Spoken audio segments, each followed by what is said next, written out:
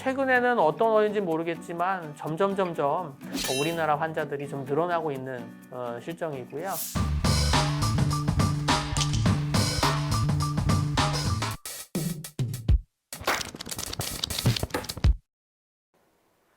안녕하세요.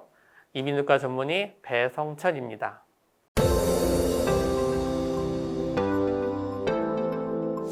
오늘 알아보고자 하는 것은 수술이 가능한 난청, 그 중에서 전음성 난청에 대해서 알아보고자 합니다.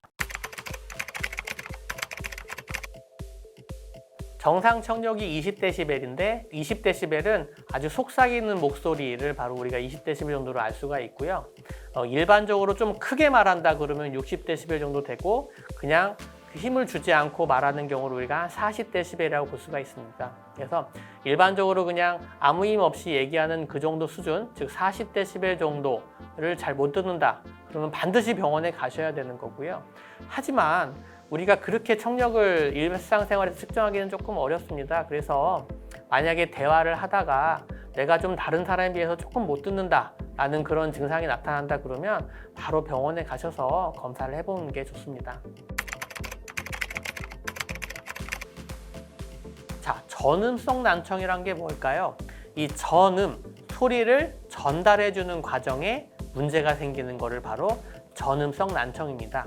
특히 이 소리를 전달해주는 과정에는 고막과 소리를 전달해주는 뼈, 바로 이소골이 있는데요. 만약에 고막이 문제가 있으면 고막을 새로 만들어주는 고막 수술을 하면 되겠고요. 이소골, 소리를 전달해주는 뼈가 문제면 이소골을 인공뼈로 교체하는 이소골 성형술이 있겠습니다. 여기 그림 보시면 이소골이 이렇게 나와 있는데요. 이 고막에 붙어 있는 세 가지 뼈입니다. 동전보다도 굉장히 작은 뼈인데요. 이 소리를 증폭해주는 역할을 합니다. 근데 이 이소골에 문제가 생긴다. 즉, 소리 전달이 잘 안 된다면 특히 이소골이 굳어버리거나 아니면 염증 때문에 이소골이 녹아가지고 끊어진다든가 그렇게 된다면 이소골을 인공뼈로 교체를 해서 청력을 회복시켜 줄 수 있다고 할 수가 있겠습니다.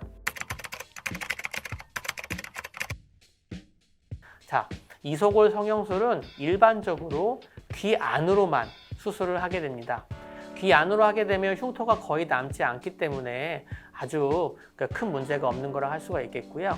그리고 대부분 이소골 성형술은 국소마취로 진행을 합니다. 왜냐하면 우리가 이소골을 새로 바꿔 껴서 인공뼈를 집어넣게 되면 환자분이 잘 들리든지 안 들리는지 확인을 해야 됩니다. 근데 전신마취를 해서 자고 있으면 환자분이 알 수가 없잖아요.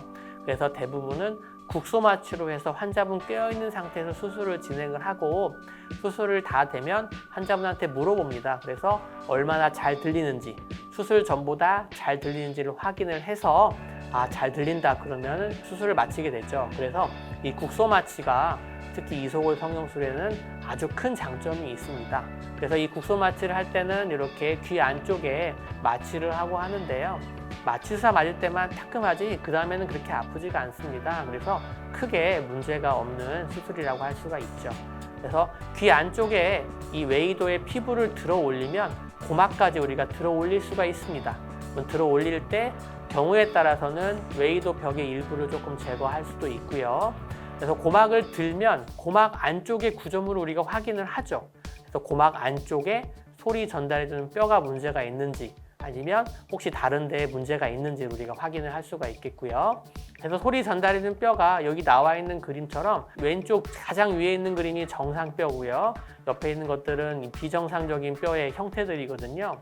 그래서 소리 전달해주는 뼈가 연결이 안 되든가 아니면 기형이 있다든가 아니면 굳어가지고 잘 움직이지 않는다. 그러면 그 문제 있는 부분을 제거를 하고 인공뼈를 집어넣습니다. 인공뼈는 상품화되어 있는 재료들이 많이 나와 있는데요. 여기 나와 있는 그림처럼 티타늄으로 되어 있는 구조물도 있고 아니면 하이드록시 아파타이트라고 뼈와 비슷한 칼슘 조직으로 되어 있는 구조물도 있습니다. 그래서 이 인공뼈를 환자분의 상태에 따라서 적당한 인공뼈를 골라가지고 집어넣어서 소리 전달을 시키고 그 다음에 고막을 다시 덮습니다. 그리고 환자분한테 물어봐가지고 소리 수술 전보다 잘 들리는지 확인을 해서 잘 들린다 그러면 수술을 마칩니다. 그리고 들어왔던 고막은 이렇게 녹는 솜으로 꽉 눌러가지고 두면 한 1주나 2주 정도 있으면 싹 아물게 됩니다. 그래서 이렇게 녹는 솜으로 꽉 넣어놓고 수술을 끝나게 됩니다.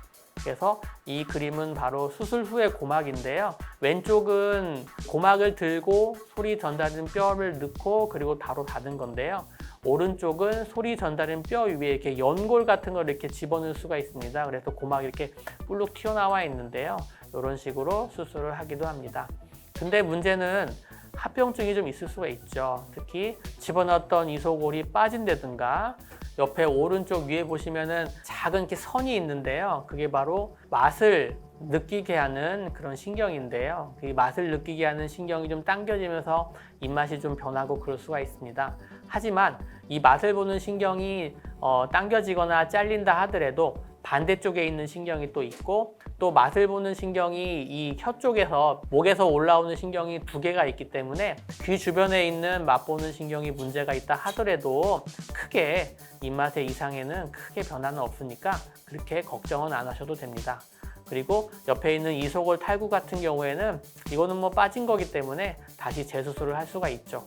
하지만 재수술을 하는 경우에는 10명 중에 1명도 되지 않습니다. 즉 재수술하는 확률은 10% 미만이거든요. 요즘에는 거의 대부분의 병원에서는 이런 수술을 많이 하고 있기 때문에 합병증률이 굉장히 낮습니다. 그래서 그런 걱정은 너무 하지 않으셔도 된다고 볼 수가 있겠죠. 자, 이 경화증이 뭐냐면 소리를 전달해주는 마지막 뼈인 등골이 있는데요. 이 등골이 비정상적인 뼈가 만들어지면서 굳어가는 질환입니다. 그래서 예전에는 동양내에서는 거의 없다라고 했는데요. 최근에는 어떤 원인인지 모르겠지만 점점 우리나라 환자들이 좀 늘어나고 있는 실정이고요. 그래서 아마도 서구적인 식습관 문화 때문에 그러지 않을까 싶습니다. 그래서 최근에 이 경화증이 늘어나고 있는 경향을 보이고 있고요. 근데 특징은 남성과 여성의 비율이 1대2로 여성에서도 훨씬 많습니다. 아직까지 원인은 잘은 모르지만 여성에서 많고 그리고 뼈가 굳는 거는 양쪽에서 나타나는 경우가 대부분입니다. 그리고 특징적인 거는 점점 진행을 하는 겁니다. 청력이 점점 떨어지는 거죠. 그래서 만약에 청력이 조금씩 떨어지는 것 같다 그러면 반드시 병원에서 정확한 검사를 해서 이런 병이 있는지 확인을 해야 됩니다. 그래서 진단은 이런 증상과 그리고 청력 검사 그리고 CT를 찍어가서 CT에는 이 귀 주변의 뼈를 보는 건데요. 앞에 나와 있던 등골 주변에 있는 뼈가 굳는지 지금 여기 나와 있는 그림처럼 왼쪽에 그렇게 빙그르르 돌아가는 게 바로 달팽이관인데요. 달팽이관 옆에 회색 빛깔로 이렇게 작은 음영이 보입니다. 그런 게 바로 이 경화증의 소견인데요. 이런 소견이 나오면 이 경화증을 진단할 수 있지만 하지만 모든 경우에서 이렇게 CT에 문제가 있는 경우는 아니고요. 증상과 청력도 이걸 가지고 진단을 하고요. 가장 중요한 확진 방법은 시험적 고실 개방술, 즉 정확한 진단을 못하고 실제로 수술장에 들어가서 고막을 열고 소리 전달뼈를 만져봐서 등골이 굳었구나 라고 알게 됩니다. 그래서 시험적 고실 개방술을 통해서 이 경화증을 진단을 하고 그러면 바로 그 자리에서 이 경화증 수술을 하게 됩니다. 자, 그러면 이 경화증 수술, 즉 등골 수술, 등골 절개술을 어떻게 하는지 자세히 한번 보겠습니다. 이 등골 수술도 앞에 나와 있던 이소골 수술처럼 부분 마취 하에서 환자 깨어있는 상태에서 청력이 호전되는지 보기 위해서 하게 되고요. 그래서 앞에 나와 있던 이소골 성형술과 같이 귀 안으로 피부를 절개해서 피부를 들어 올린 상태에서 고막을 열고 안에를 확인을 합니다. 확인을 해서 만약에 등골이 굳어져 있다. 그렇게 되면 등골을 제거를 합니다. 제거를 하고 난 다음에 이 등골의 안쪽에 있는 거 우리가 족판이라고 그러는데요. 이 족판에 구멍을 뚫어서 이 사이에 피스톤이라는 인공뼈를 넣게 됩니다. 그런데 이 구멍을 뚫을 때는 굉장히 조심해야 됩니다.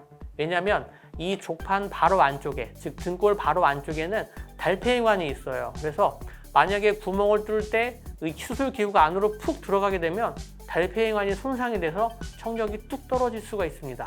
그리고 이 달팽이관 옆에 전정기관이 있는데요. 전정기관을 자극해가지고 굉장히 심한 어지럼증을 일으킬 수가 있습니다. 그래서 이 등골판에 구멍을 뚫는 것이 굉장히 어려운 시술이 될 수가 있는데요. 이때 레이저나 드릴로 구멍을 뚫습니다. 예전에는 드릴로 뚫었었는데요. 최근에는 이렇게 레이저가 도입이 되면서 레이저는 어떤 압력을 가하지 않고 바로 구멍을 뚫기 때문에 레이저로 구멍을 뚫고, 그리고 레이저로 하기 때문에 우리가 원하는 위치에 정확하게 구멍을 뚫을 수가 있거든요. 그리고 안에 이 기구가 쑥 들어갈 수 있는 그런 합병증도 막을 수 있기 때문에 이 레이저를 이용해서 수술을 하는 게 최근에 추세가 되겠습니다. 그래서 등골판에 구멍을 뚫고, 그 다음에 등골판과 그 두 번째 뼈인 침골과의 길이를 측정을 합니다. 그래서 이 길이에 맞는 피스톤을 집어넣어 가지고 소리를 전달시키게 하는 거죠. 이 피스톤은 여기에 나와 있는 그림처럼 여러 가지 제품들이 상용화되어 있는데요. 여기 있는 제품들을 우리가 적당히 골라 가지고 우리가 집어넣게 되겠습니다.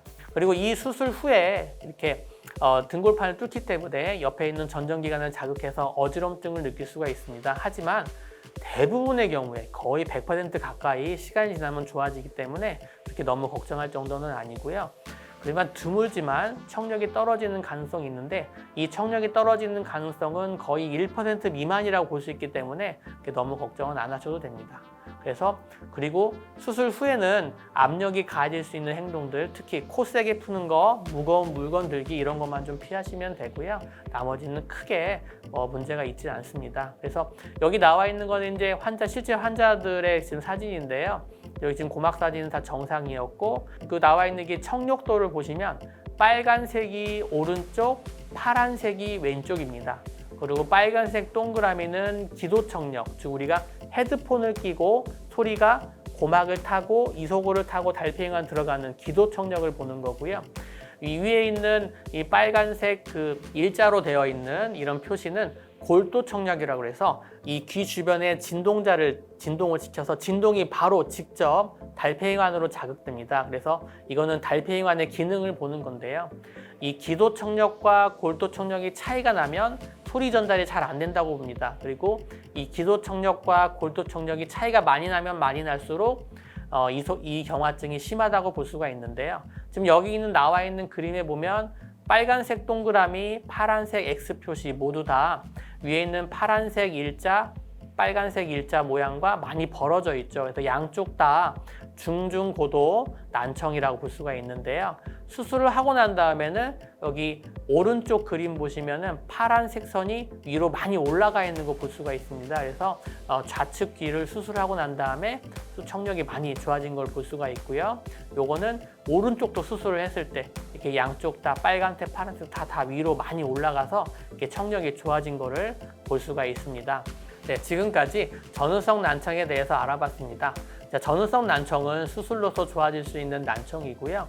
수술이 그렇게 고난이도 수술이 아니고 수술에 대한 합병증이 많지 않기 때문에 만약에 난청이 있다 하더라도 걱정하지 말고 병원에서 잘만 치료받으면 아무런 후유증 없이 잘 날 수 있습니다. 그래서 앞으로 난청이 있다면 주저하지 마시고 근처에 있는 병원에서 꼭 검사를 해서 빠른 치료를 받길 바라겠습니다.